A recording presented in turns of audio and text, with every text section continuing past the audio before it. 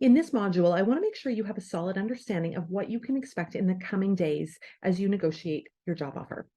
Negotiation is a give and take process of two parties, in this case, you and your employer, who are working toward an agreement from different starting positions.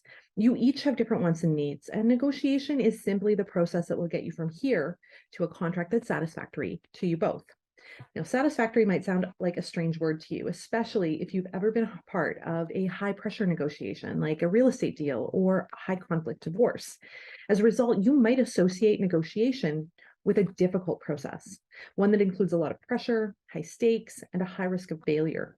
So you might anticipate game playing, dishonesty, and aggressive tactics that serve a winner take all philosophy. And you wouldn't be wrong if we were talking about distributive negotiation, which is an approach that's all about winning. It's competitive, it's focused on a single issue, it's based on the assumption that you both want the opposite of what the other wants. And so there will be a winner and a loser. And the goal, of course, is to win as much as possible. Like I said, this is a form of negotiation, but it's not what you're likely to face in a job contract negotiation. Instead, you're entering a situation where you both want the same thing, to come to an agreement on a contract that benefits you both. This is integrative negotiation, an opportunity to be collaborative, to negotiate not just your salary, but a number of benefits and terms, to create a win-win agreement that makes the employer feel good about hiring you, and it makes you feel respected and valued. Any effective negotiation will follow these 4 stages. During the planning stage, which you're in right now, you need to define not just what you want, but also what you don't want and where your boundaries lie. This is your most important step to ensure you're ready to negotiate strategically. Once you get into the negotiation conversation, you start with discovery and then move into problem solving. So by starting with questions rather than demands, you'll have the opportunity to uncover the employer's pain points and their motivations. And these are important pieces of information that can really help you to sell your counteroffer much more effectively. Negotiations can vary widely in terms of the number of priorities on the table and the amount of back and forth that happens when you're problem solving. But by walking in prepared, you'll know the relative value of different benefits and concessions, and you'll be able to shape the agreement easily throughout your conversation. It's important to know that your negotiation might take place in one conversation, 2 conversations, 3 conversations, maybe more. Sometimes you might have to go back and think about what they're proposing. Sometimes they can't give you an answer right away. They might need to consult with the board or HR or finance. This isn't an indication that the negotiation is going poorly. In fact, it may be the opposite. In an ideal situation, you're able to bring the employer over to your side of the table, eager to get a deal with you and willing to advocate for you with other decision makers. Now, the final stage of negotiation is getting it in writing. You might already have a contract that you're going to share with your lawyer, but there's a good chance that you're going to want to see some changes to it. One of the biggest mistakes that you can make is assuming your requested changes will make it into the contract. It's important for you to take notes, be clear about your requests, and then ensure that they are documented in writing.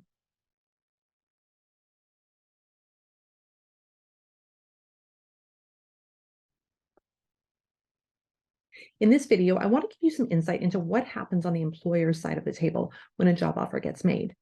Most employers expect that candidates will negotiate their job offer. They build negotiation into their timeline and their plan.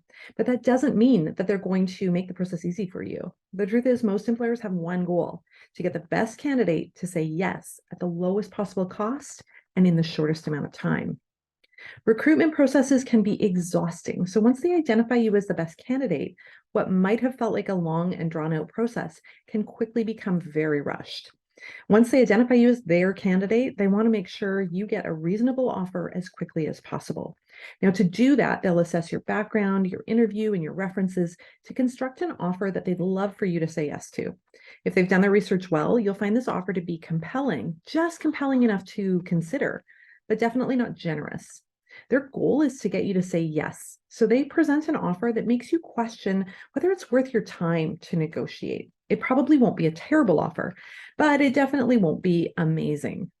So they're hedging their bets. They're hoping you'll say yes, while at the same time, fully expecting you to come back and counteroffer in a way that requires them to adjust the agreement before it's signed off. They know that their offer isn't fantastic. And yes, they'd love for you to accept it, but there won't be any hard feelings when you do come back and ask for more. That's because they're invested in you. You are their top candidate. They want you. They don't want the number 2 or the number 3 candidate. So their opening offer is going to be compelling because they don't just want you to walk away, but it'll be low because they know they'll probably need to negotiate with you and they need to leave themselves room to do that. So always remember, you have the power in this situation. You're the one that gets to say yes, and that's what they want more than anything. The second thing I want you to remember is that their initial offer is carefully crafted to be a possible yes. It's the lowest value offer that they think and hope that you might say yes to. But I promise you, there is room to negotiate. Now, if they're experienced, they might use the pressure of time as a tactic to get you to say yes. So, for example, they might say, I need an answer by 4 p.m. And you might make the assumption that the answer needs to be a yes or a no. They're okay with that assumption because you've already invested time into an application and interview. They know you want the job. But yes and no aren't the only possible responses. Instead, you might say, I'm interested, but I'd like to book some time tomorrow to discuss my questions and concerns. Or if you've already consulted with your lawyer, you might be ready to negotiate with your priorities all mapped out for immediate discussion.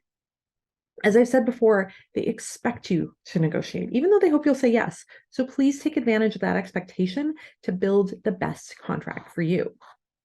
Finally, and this is really important, most employers want this to be a positive experience for you. They want you to feel like you're valued and that the offer that you accept is respectful and dignified. They want you to come into the workplace and be amazing. They don't want you feeling like you settled. After all, you're going to be working together. And so it's important for them to start your working relationship in a positive space.